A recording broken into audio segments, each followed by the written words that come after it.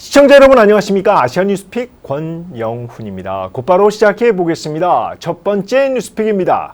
트럼프 대통령이 현지 시간 23일 백악관에서 향후 2, 3주 안에 관세율을 새로 정할 것이라며 중국이 포함될 수 있다고 밝혔습니다. 전날 145% 대중 관세가 높다며 인하 가능성을 시사한 데 이어서 인하 시점까지 거론한 겁니다. 미국의 관세에 중국은 보복 관세로 맞서는 이른바 치킨 게임 양상이 누그러들지 주목됩니다. 중국에 대한 관세율이 절반 이하로 줄어들 것이란 관측도 나왔는데요. 월스트리트저널은 백악관의 한 고위 인사가 대중 관세율이 대략 50%에서 65% 정도로 내려갈 가능성이 높다고 말했다고 전했습니다. 트럼프 행정부는 또 중국산 수입품에 대해 펜타닐 생산에 대응하기 위해 부과하고 있는 20% 관세 가운데 자동차 부품은 면제하는 방안도 검토하는 것으로 알려졌습니다. 미중 무역 협상은 공식적으로 개시되지 않았지만 트럼프 대통령이 강경일변도에서 유화 모드로 바뀐 셈입니다. 트럼프 대통령은 얼마나 빨리 중국에 대한 관세를 내릴 수 있느냐 이렇게 기자가 묻자 그건 중국에 달렸다고 답했습니다.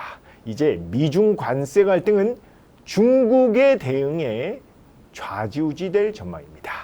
중국 외교부는 어제 싸우면 끝까지 맞서 싸우되 대화의 문은 활짝 열려 있다고 기존의 종전 입장을 되풀이했는데요. 그러면서 미국이 진정으로 대화와 협상을 통해 문제를 해결하고자 한다면 위협과 협박을 중단하고 평등과 존중, 호혜의 기초 위에 중국과 대화해야 한다고 밝혔습니다. 시진핑 중국 국가주석 최근에 주변국들을 잇따라 만나면서 트럼프발 관세 폭탄에 대응하기 위한 우군 확보에 총력을 기울이고 있습니다. 중국은 트럼프 1기 행정부 때 수세적으로 관세 전쟁에 임했던 것과 달리 전투적으로 보복 조치를 하나둘 꺼내들고 있습니다. 자, 영국 BBC 방송은 오늘 미국과의 무역 전쟁에서 중국이 쥔 5장의 카드라는 제목으로 보도를 했습니다.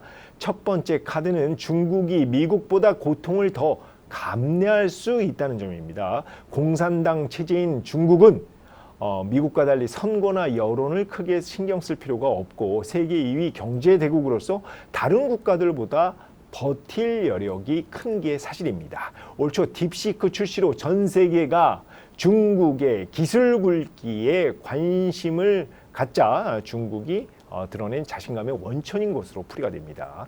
두 번째 카드는 미래에 대한 투자로 BBC는 딥시크를 비롯해 비아디, 화웨이, 비보 등을 거론했습니다. 중국 정부가 전폭적인 투자를 통해 첨단 기술 분야에서 괄목할 만한 성장을 보여줬기 때문입니다.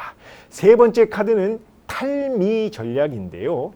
중국은 2018년 트럼프 당시 대통령이 중국산 태양광 패널에 고율의 관세를 부과한 이후에 중국은 동남아, 남미, 아프리카 등과 수출을 늘렸죠. 무역을 확대해서 미국 의존도를 줄인 겁니다. 자, 네 번째 카드는 미국 국채로 중국은 7천억 달러, 우리 돈 1,000조 원 규모의 미국 국채를 보유해 세계에서 일본 다음으로 2위 규모로 미국 국채가 많습니다. 자, 마지막 다섯 번째 카드는 히토류라고 BBC는 제시했는데요. 히토류는 반도체 등의 첨단 산업 분야에서 필수적인 원재료로 중국은 히토류 자원의 채굴과 정제 영역을 완전히 장악하고 있습니다. 중국은 이달에 미중 갈등이 격화되자 히토류 수출을 통제하기로 했죠. 트럼프 대통령이 시진핑 주석과 하루빨리 담판을 짓기를 원하고 있지만 중국은 시간은 우리 편이라는 식으로 협상을 서두르지 않고 있는 모양입니다.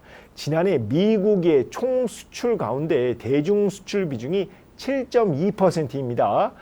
이에 반해 중국의 대미 수출 비중은 12.4%로 양국 간 그 무역 중단 피해는 상대적으로 중국이 더 큽니다. 자, 때문에 시진핑 주석이 머지않은 시기에 트럼프 대통령과 협상 테이블에 앉을 수밖에 없어 보입니다. 자, 두 번째 뉴스픽입니다. 세계 최대 파운드리 기업 대만 TSMC가 남부 가오슝에 6번째 공장을 건설할 가능성이 있다고 자유시보 등 대만 언론이 오늘 보도했습니다.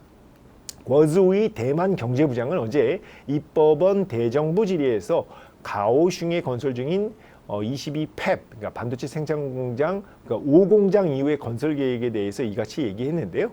고 부장은 TSMC의 대만 내 공장 확충을 절대적으로 지지한다며 TSMC가 남부 가오슝 22팹의 6공장 건설 계획이 경제부 계획 안에 포함된 상태라고 설명했습니다. 앞서 TSMC는 지난 17일 향후 수년간 대만의 웨이퍼 공장 11개와 첨단 패키지 공장 4개를 건설하기로 했는데요.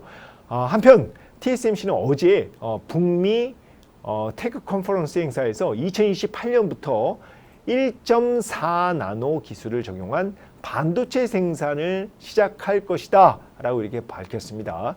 1.4나노는 차세대 첨단 실리콘 기술로 2나노보다 속도는 최대 15% 빠르고 전력 소비는 30% 줄어든다고 회사 측은 설명했는데요.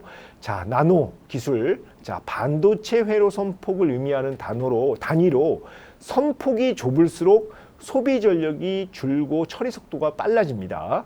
현재 세계에서 가장 앞선 양산 기술은 3나노입니다. 그런데 이제 이번에 TSMC가 1.4나노, 그러니까 어마무시하죠. 절반을 줄이겠다는 거죠.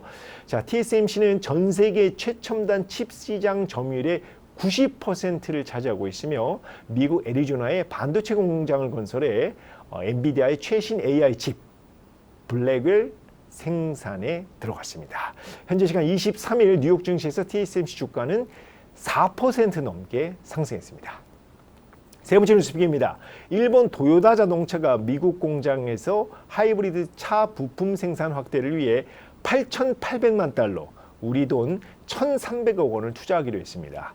블룸버그 통신의 현지 시간 23일 도요타 대변인이 미국 웨스트 버지니아주 버펄로 엔진 트랜스 엑셀 공장의 연간 생산 능력을 현재 48만 대에서 60만 9천 대로 확대하는 것을 목표로 하고 있다고 말했다고 전했는데요. 트럼프 대통령이 자동차에 25% 관세를 부과한 가운데 도요타가 미국 내 생산 기반을 확대하려는 조치라고 블룸버그는 분석했습니다. 도요타는 1분기 미국 내 하이브리드 판매가 40% 증가했는데 전체 도요타 차량 판매량의 절반이 넘습니다.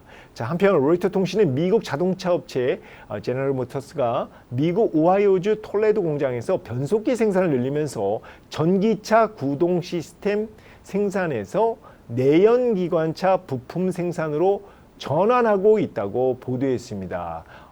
최근에 이제 전기차가 붐을 이루면서 보통 이제 내연기관에서 전기차로 바뀌고 있는데 오히려 역으로 지금 내연기관차 부품 생산을 늘리고 있다는 얘기죠. GM 대변인은 현재 시장 수요와 제조 탄력성에 맞춰 내연기관 추진 장치 생산 능력을 증대해 톨레도 공장의 생산 계획을 수정할 것이라고 말했습니다. 자, 오늘 도쿄 증시에서 도요타 자동차 주가는 3% 가까이 상승했습니다. 자, 오늘 준비한 건 여기까지입니다.